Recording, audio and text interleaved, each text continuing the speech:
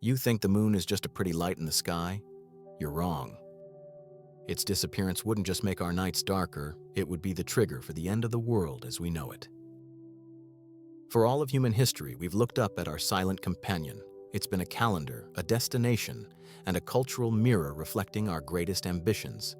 But what if, one night, it just wasn't there?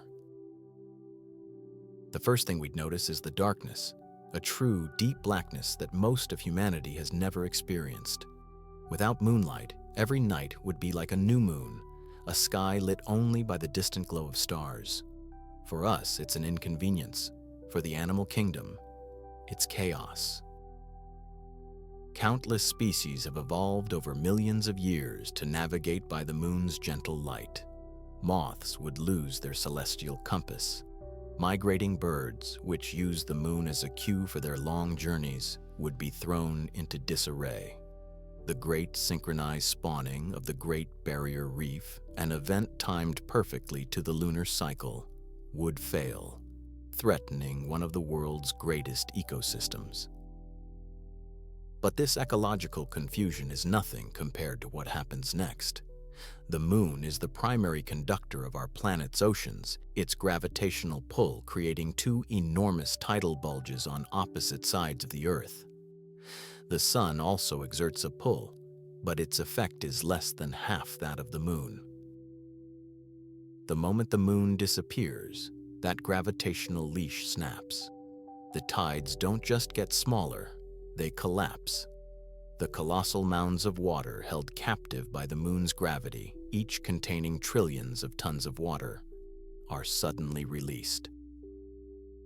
This isn't a gentle settling, it's a violent rebalancing. Water surges from the equator toward the poles in a planetary-scale slosh. This sudden, massive displacement of water would generate a series of unimaginable tsunamis.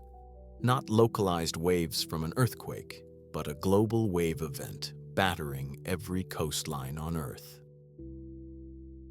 Within hours, our coastal cities would be underwater. The economic and human cost would be incalculable. But this is only the first day in a world without a moon. The long-term consequences are far, far worse.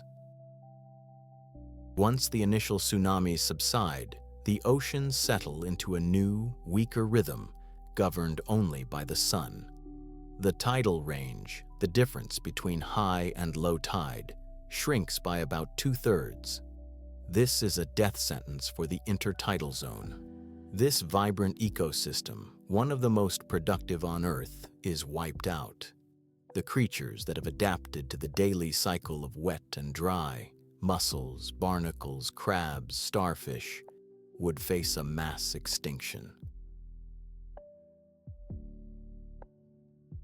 This triggers a catastrophic collapse of the food web. The countless birds and marine predators that feed in these zones would starve. And since nearly 3/4 of the world's population lives near the ocean, billions of people who rely on these ecosystems for food would face an unprecedented famine. We would lose more than just a light in the sky. We'd lose our clock, our calendar, and the inspiration. We'd lose a pristine museum of our solar systems preserved on its cratered surface. And we'd lose our first stepping stone to the stars.